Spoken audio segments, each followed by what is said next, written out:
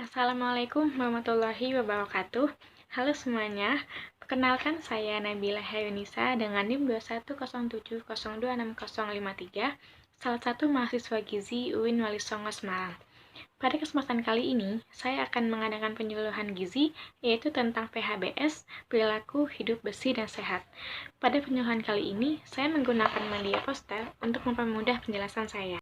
Nah, jadi perilaku hidup bersih dan sehat atau yang biasa disingkat dengan PHBS ini terdiri dari 10 langkah nih teman-teman.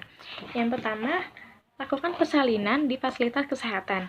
Artinya, jika kita ingin melahirkan, alangkah baiknya kita mendatangi fasilitas kesehatan terdekat seperti puskesmas, klinik, rumah sakit, agar mendapatkan pelayanan atau penanganan yang sesuai dengan standar kesehatan. Nah, yang kedua, memberi bayi ASI eksklusif. Setelah melahirkan di fasilitas kesehatan yang terjamin, seorang ibu harus memberikan asupan ASI secara eksklusif kepada anaknya selama 6 bulan. Hal itu berguna untuk pertumbuhan kembang pesat bayi. Selain itu, organ pencernaan bayi juga belum berfungsi secara optimal, sehingga hanya bisa diberikan ASI tanpa tambahan atau campuran apapun. Yang ketiga, menimbang balita setiap bulan. Pasti kalian sudah tidak asing ya mendengar kata posyandu. Posyandu adalah pos layanan terpadu, di mana di posyandu mengadakan penimbangan berat badan, tinggi badan atau panjang badan, lingkar kepala, lingkar lengan atas, yang bertujuan untuk memantau pertumbuhan balita hingga usia 5 tahun. Nah, dari penimbangan rutin itulah dapat dideteksi apabila ada masalah dalam pertumbuhan balita. Yang keempat, makan makanan bergizi seimbang. Nah, ini berlaku untuk semua usia ya teman-teman, mulai dari bayi hingga lansia.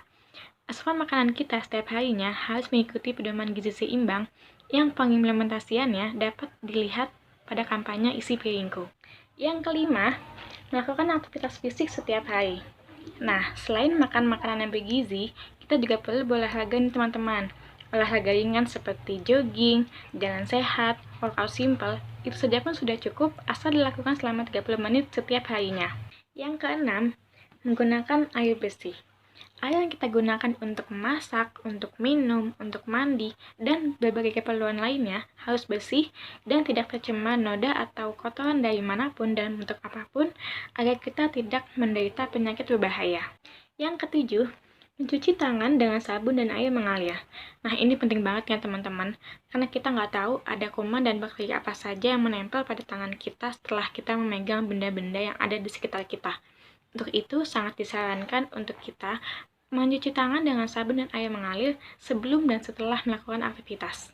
Yang kedelapan, memberantas sarang nyamuk seminggu sekali. Nah, sarang nyamuk ini bisa ada di mana-mana loh teman-teman, mulai dari pojok-pojokan kamar kita yang sempit dan berdebu, tumpukan sampah yang menggunung, saluran air atau got yang tersumbat.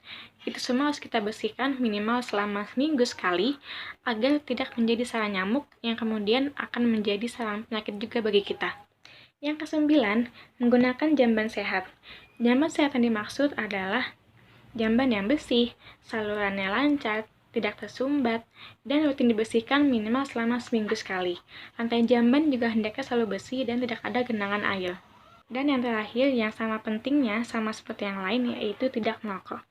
Nah, bahayanya bagi perokok aktif dan perokok pasif ini sama saja ya teman-teman.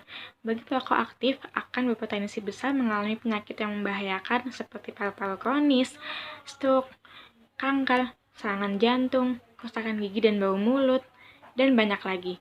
Sedangkan bagi perokok pasif juga dapat mengalami hal-hal tersebut ditambah gangguan penglihatan yang disebabkan oleh asap rokok. Nah, itu tadi 10 langkah perilaku hidup bersih dan sehat yang harus kita terapkan pada kehidupan kita sehari-hari agar terciptanya kualitas hidup yang optimal dan lingkungan yang lebih sehat. Sekian dari saya, kurang lebihnya mohon dimaafkan. Wassalamualaikum warahmatullahi wabarakatuh.